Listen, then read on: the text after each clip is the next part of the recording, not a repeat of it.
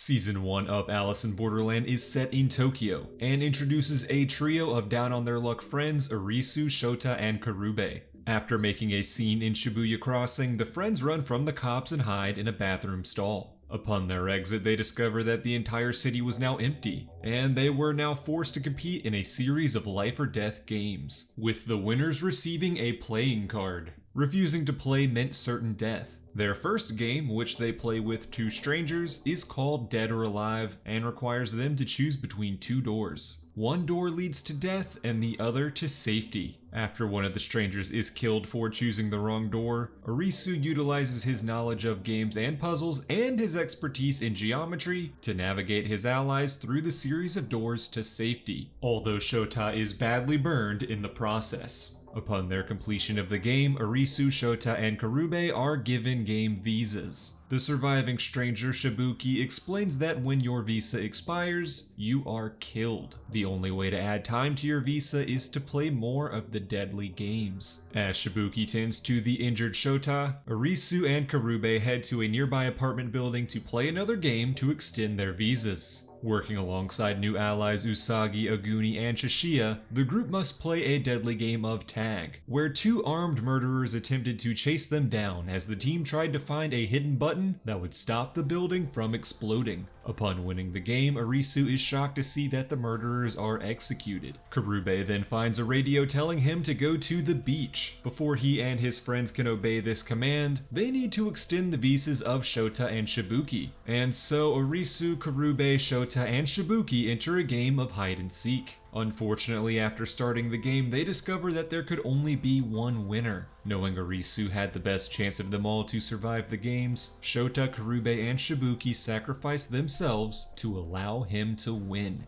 Following his victory in hide and seek, Arisu is found by Usagi, who agrees to help him find the beach. The two then discover that the beach is actually a group of fellow players, led by a man named Hatter. Hatter believed that the key to escaping the city was to collect all of the cards that the games were named after. Currently, there was only one card left for Hatter to collect, the Ten of Hearts. When Hatter goes to play a game to extend his visa, he is brought back dead by his men, who claim he was killed during the game. Aguni is named the new leader of the beach and given the Hatter's nearly complete deck of cards. Chishiya convinces Arisu to try to steal the deck, but he is double-crossed, caught, and tied up, forced to wait for his visa to expire. Luckily for Arisu, the beach is then turned into the arena for a game called the Witch Hunt, with the Ten of Hearts card as the prize. To win the game, the players must figure out who amongst them was the killer, and throw that person into a bonfire before time runs out. The militant Aguni leads a team to throw everyone into the fire to ensure their victory. Usagi helps free Arisu from his binds, and the two work together with a team of other players to evade Aguni's men and find the real witch. Arisu and a fellow player named Anne discover that the witch was actually the game's first victim, Momoka, who had killed herself. Arisu pleads with Aguni to stop the senseless killing and to throw Momoka's body into the fire. When Aguni's ally Niragi continues slaughtering the other players, Aguni sacrifices himself to seemingly kill them both. Arisu and his allies then throw Momoka's body into the fire to win the game. Following the Witch Hunt game, Chishiya takes the Ten of Hearts card, completing his deck. Arisu and Usagi then find Momoka's phone and discover that she was a dealer, a player who helps organize the games to extend their own visas. Videos on the phone also reveal an underground lair filled with game masters, who orchestrated the games and watched as the players fought for their survival. Arisu, Usagi, Chishiya, and Chishiya's friend Kuina then head to the underground lair, where they discover that all of the game masters have been killed.